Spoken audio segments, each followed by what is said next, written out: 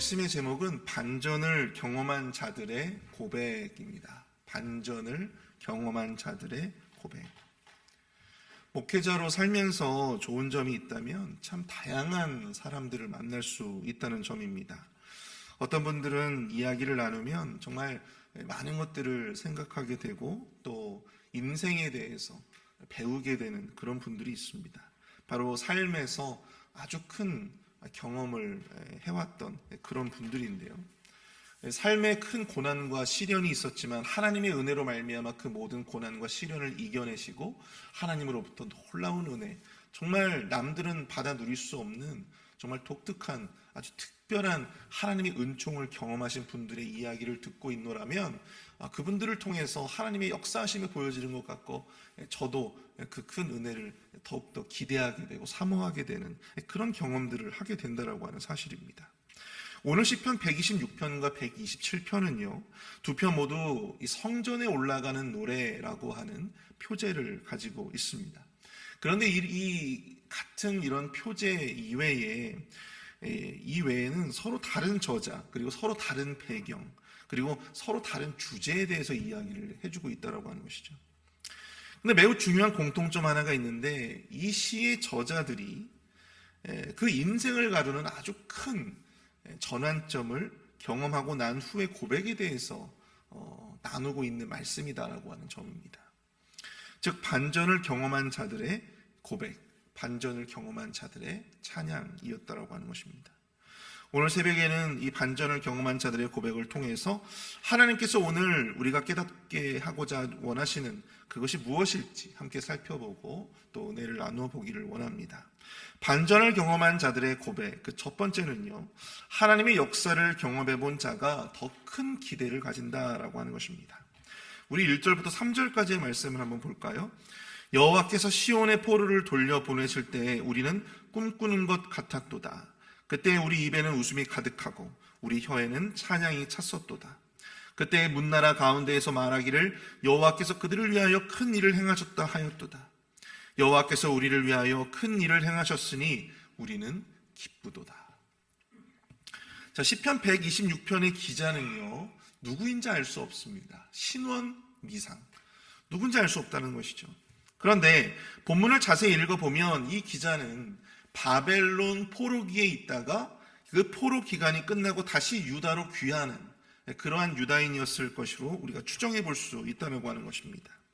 왜냐하면 그가 그렇게 다시 그가 포로의 생활에서 유다로 돌아왔다라고 하는 것의 큰 기쁨과 또한 이 감격에 대해서 이야기하고 있었기 때문이죠. 포로 생활을 했던 그가 다시 고향으로 돌아왔다는 것, 그의 인생에 정말로 큰 획을 긋는 그러한 전환점이 되어지는 아주 큰 경험이 되었을 것이었습니다. 그래서 그는 마치 그때가 꿈꾸는 것 같았다, 그렇게 고백하고 있어요.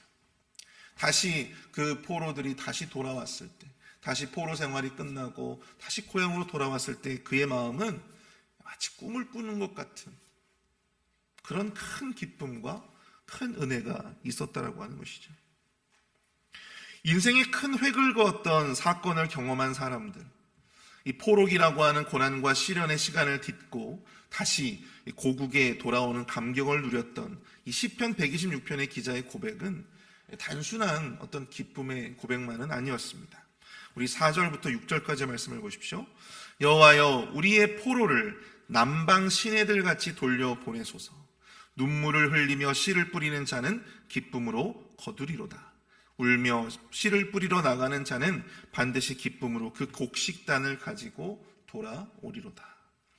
그는 자신이 이전에 경험했던 반전의 경험을 통해서 하나님 앞에 더욱더 간절하게 기도하며 하나님이 자신과 자신의 민족에게 행하실 더 큰 일들을 지금 기대하고 있다고 하는 사실입니다. 자, 본문 4절을 보시면 그는 자신들은 돌아왔지만 여전히 포로 생활에서 돌아오지 못한 자들이 있었다라고 하는 것이죠. 그래서 그는 지금 그들이 다시 돌아올 수 있도록 여호와여, 우리의 포로를 남방 시내들 같이 돌려보내소서. 그 남은 포로들을 다시 돌려보내달라고 하나님 앞에 기도하고 있습니다. 여기서 이 남방, 남방 시내들 같이 돌려보내소서라고 하는 이 관용구는 도대체 어떤 말일까요? 이 남방이라고 하는 히브리어는요, 이 빤 네게브라고 하는데, 여러분 네게브라고 하는 말 많이 들어보셨죠? 네게브는 뭐냐면 이 바짝 마르다라고 하는 의미를 가진 히브리어입니다. 그리고 이 네게브라고 하는 지역이 있어요. 그것이 광야 지역이었습니다.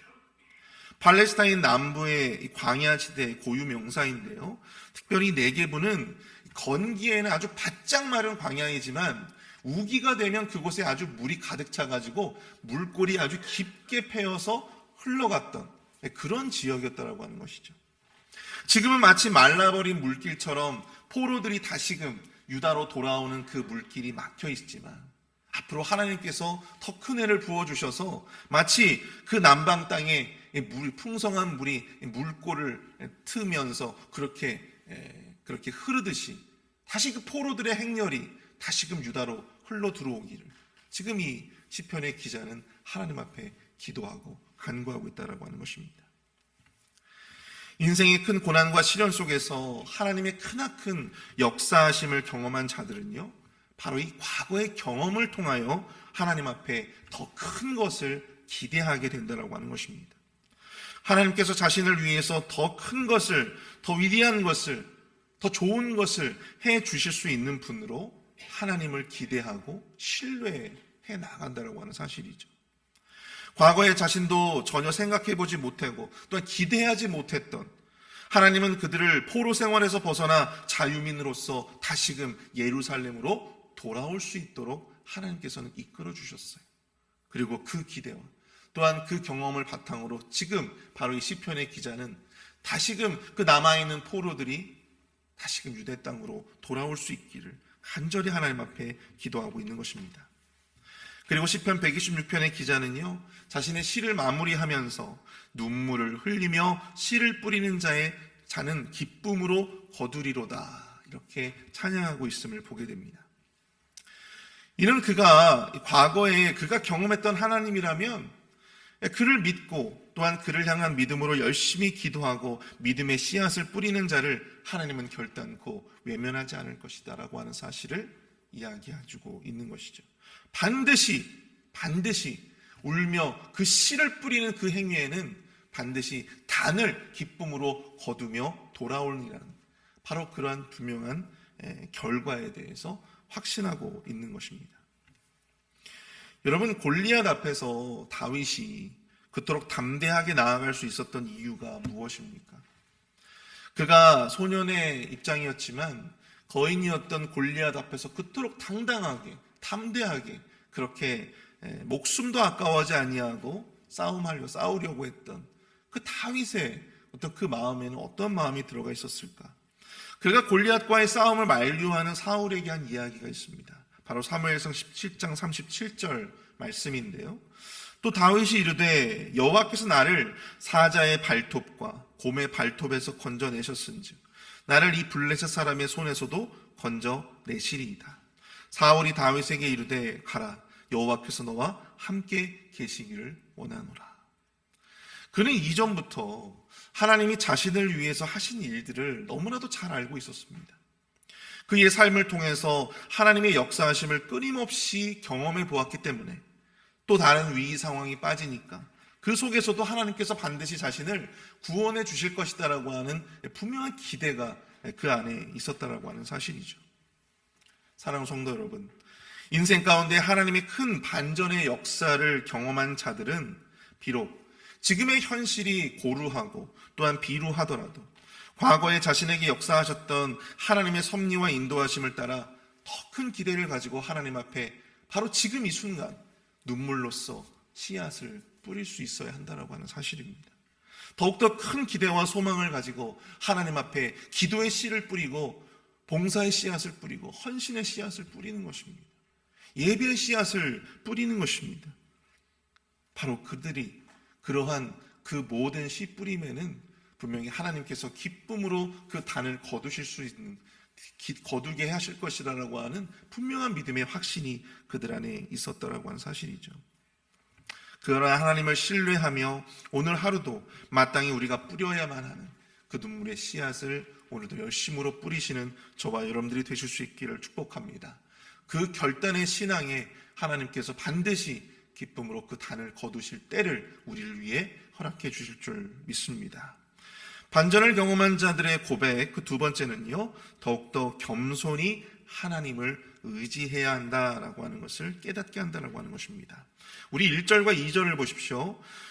127편 1절과 2절을 보시면 여호와께서 집을 세우지 아니하시면 세우는 자의 수고가 헛되며 여호와께서 성을 지키지 아니하시면 파수꾼의 깨어있음이 헛되도다. 너희가 일찍 일어나 늦게 누우며 수고의 떡을 먹음이 헛되도다. 그러므로 여호와께서 그의 사랑하시는 자에게 잠을 주시는도다. 자, 시편 127편의 저자는 누구입니까? 우리 앞선 126편은 신원미상이라고 했잖아요. 그런데 이 시편 127편의 저자는 바로 솔로몬입니다. 성전에 올라가는 노래 중에서 8번째 시인데요. 이 시를 통해서 솔로몬은 인생의 모든 향방의 주권이 누구에게 있다 말씀하시는 것입니까? 바로 여호와 하나님께 있다라고 하는 것을 이야기하는 거예요. 그래서 더욱더 겸손히 하나님을 의지해야 한다라고 하는 것을 말씀해주고 있습니다. 그는 본문 1절과 2절을 통해서 인간이 의지를 가지고 노력할 수 있는 부분, 인간이 의지를 가지고 노력할 수 있는 그 부분의 헛됨에 대해서 지적을 하고 있는데요. 바로 집을 세우는 자의 수고, 또한 성을 지키는 파수꾼의 깨어 지키는 그런 행위들, 또한 일찍이 일어나고 늦게 누우며 수고의 떡을 먹는 모든 행위가 헛되다라고 하는 것입니다. 아무리 인간이 의지를 가지고 열심을 다하고 수고하고 자기 책임을 다하고 게으르지 않고 부지런히 그 일들을 감당해도 하나님이 함께하지 않으신다면, 하나님이 우리와 함께하지 않으신다면, 하나님께서 하지 않으신다면 그 모든 것이 헛되다. 그 말인즉슨 인간의 모든 것이 인간으로 말미암는 것이 아니라 하나님이 함께 하시고 하나님이 우리를 위해서 베풀어 주셨던 은혜의 결과이다라고 하는 것을 이 시편의 기자는 이야기하고 있는 것입니다. 3절부터 5절까지의 말씀을 보십시오. 보라, 자식들은 여호와의 기업이요 태의 열매는 그의 상급이로다. 젊은 자의 자식은 장사의 수중의 화살 같으니 이것이 그의 화살통에 가득한 자는 복되도다. 그들이 성문에서 그들의 원수와 담판할 때에 수치를 당하지 아니하리로다. 여러분, 우리나라도 그러했지만 당시 고대 근동 지역에서도 자녀는요, 인간이 누릴 수 있는 가장 큰 축복으로 여겨졌습니다. 솔로몬도 이 자녀를 얻는 이 모든 것들도 결국은 하나님의 은혜의 결과임을 고백하고 있어요. 하나님이 우리에게 주신 기업이고 또 우리에게 베풀어 주신 은혜의 상급이다. 여러분, 5절을 보시면요, 자식을 장사의 수중에 화살에 비유하고 있습니다. 화살. 근데 이 화살이 화살통에 가득한 자는 복되다, 그렇게 고백을 하고 있어요. 근데 이것은 단순히 화살통에 활이 많아서, 그 집에 자식들이 아주 많아서 그 많음으로 인한 복을 이야기해주고 있는 것이 아닙니다. 자식이 이 하나님으로 말미암는 은혜고 또한 축복의 결과이라고 본다면 그 삶을 통해서 그 누구보다도 그 은혜가 삶을 통해 많이 쌓인 자들, 또한 하나님으로부터 받은 은혜가 그 누구보다 많음을 깨닫는 자들, 바로 그러한 자들의 그러한 삶이 복되다라고 이야기를 해주고 있다고 하는 것이죠. 아무리 하나님으로부터 받은 것들이 많고 받은 축복이 많고 받은 자식들이 많고 받은 은혜가 많아도 자기 스스로 그것이 하나님의 은혜임을 깨닫지 못하는 자들은 결국 어떻다는 거예요? 복되지 못한 것이죠.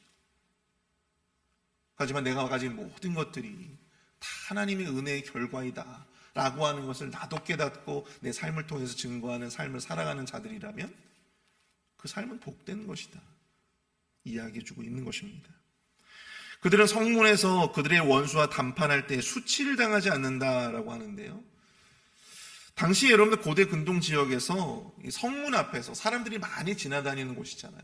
근데 그곳에서 재판이 이루어지는 때가 있었습니다.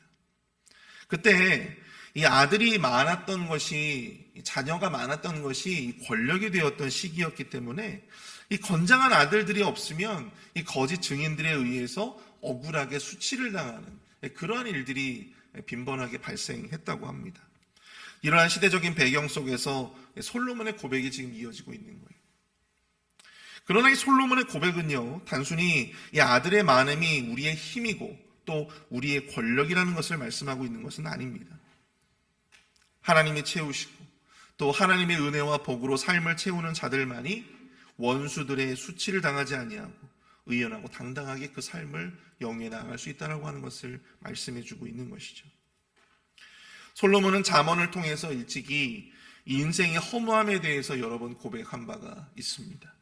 하나님 없는 인생의 무익함, 그 노력들에 하나님 없는, 하나님이 인정하지 않는 그 모든 노력들의 헛됨에 대해서 그는 누구보다도 잘 알고 있었고 절실한 깨달음이 있었던 사람이었어요. 우리가 모두 다 알다시피 그는 아버지 다윗에 이어서 정말로 큰 기대를 받으며 왕위에 올랐던 그런 사람이었잖아요. 아버지를 대신하여 하나님의 성전을 완공했습니다. 초기에는 지혜롭게 나라를 너무나도 잘 다스렸습니다. 아버지보다 훨씬 더 강대하고 또한 넓은 영토를 얻을 수 있었던, 회복할 수 있었던 그런 사람이었어요. 그러나 그는 집권 후기로 갈수록 타락하고 맙니다. 이방 나라들과의 무분별한 정략적 혼인으로 통하여 이 이방 나라에서 이방신을 섬기는 많은 공주들이 유다와 이 예루살렘으로 들어오기 시작했습니다. 함께 이방의 우상들도 더불어 이스라엘로 들어오기 시작합니다. 왕궁과 요새와 도시들의 무리한 토목공사로 인해서 백성들의 원성이 자작합니다. 곳곳에서 밀란이 일어나게 되었습니다. 그런데 그 모든 상황을 마주하고도 그는 스스로 눈과 귀를 막아버렸다고 하는 것이죠. 하나님은 선지자들을 보내어 그에게 하나님의 말씀을 들으라 그렇게 말씀하셨지만 그는 그마저도 듣지 않습니다. 그 결과 그의 왕국은 조금씩 그 영광의 빛이 사그라들고 조금씩 그의 왕국은 균열이 가고 허물어져 가고 있었다라고 하는 것이죠. 그리고 그의 사후 그의 왕국은 어떻게 되었습니까? 두동강이 나버렸어요. 북이스라엘과 남유다로 분열하게 되었던 것이죠. 사랑하는 성도 여러분, 솔로몬은 그 누구보다도 많은 성과와 업적을 가지고 있었던 사람이었어요. 누구보다도 찬란한 업적을 가지고 그것을 누렸던 사람이었습니다. 그러나 그런 그의 말년에는 자기 스스로 쌓았던 그 모든 업적들이 순식간에 사라지는 것을 보았습니다. 그리고 그 모든 것이 정말 아무것도 아닌 꿈과 같은 것이구나, 일장춘몽이구나 라고 하는 사실을 깨닫게 된 것이죠. 인생의 최고의 황금기를 보내다가 나락으로 가보니 그는 자신이 얼마나 어리석었는지를 깨닫게 되었습니다. 하나님이 함께하지 아니하시면, 하나님이 인정하지 아니하시면 내가 그토록 아름답게 쌓아 올렸던 그 모든 요새도, 그 모든 왕궁들도, 그 모든 성곽들도 다 아무런 의미가 없는 것이구나. 그것이 그 영광이 얼마나 빠르게 사그라드는지 그는 너무나도 절실히 깨달았다라고 하는 것이죠. 그래서 그는 그 반전의 경험을 통하여 고백합니다. 더욱더 겸손히 하나님을 의지해야 한다. 우리가 이룬 모든 것들, 우리가 아무리 열심히 이루었다고 자부했던 그 모든 것들, 우리의 사역, 우리의 교회, 또한 우리가 쌓아 올렸던 우리 삶의 물질들, 우리가 그동안 너무나도 많은 신경을 썼던 우리의 관계들, 그 모든 것이 하나님의 은혜의 결과임을 고백하시는 저와 여러분들이 되실 수 있기를 축복합니다. 내가 한 것이 아니고 하나님이 한 것임을 우리의 입술만이 아니라 정말 우리의 마음으로 그것을 고백할 수 있는 그런 저와 여러분들이 되실 수 있기를 축복합니다. 그런 것들로 나를 자랑하고 나를 높이는 것은요, 결국 그 모든 것들을 스스로 허물어뜨리는 그러한 결과를 초래하게 될 것입니다. 그러므로 더 겸손히 하나님의 은혜를 찬양하며 더욱더 겸손히 하나님을 의지하실 수 있는 저와 여러분들이 되실 수 있기를 축복합니다. 우리 시간 함께 말씀을 생각하시면서 우리 기도하도록 하겠습니다. 오늘 인생의 반전을 경험한 자들을 통하여, 그들의 고백을 통하여 우리의 삶을 위한 영적인 지혜를 얻게 하여 주시옵소서. 과거에 하나님이 우리를 위해서 베풀어 주셨던 그 놀라운 역사를 경험한 자로서 오늘 이 순간 우리가 감당해야 할, 우리가 뿌려야 할 그 씨앗들을 우리가 눈물 흘리며 그 씨앗을 뿌릴 수 있는, 하나님을 향해 더 큰 기대감을 가지고 나아갈 수 있는 우리의 헌신이 될 수 있도록, 예배가 될 수 있도록, 우리의 기도가 될 수 있도록 기도하시기를 바랍니다. 하나님의 역사를 경험하게 하시고 더 큰 기대와 간구로 나아가게 하시며 더욱더 겸손하게 하나님의 은혜를 의지하며 나아가는 삶이 될 수 있도록 우리 함께 기도하도록 하겠습니다.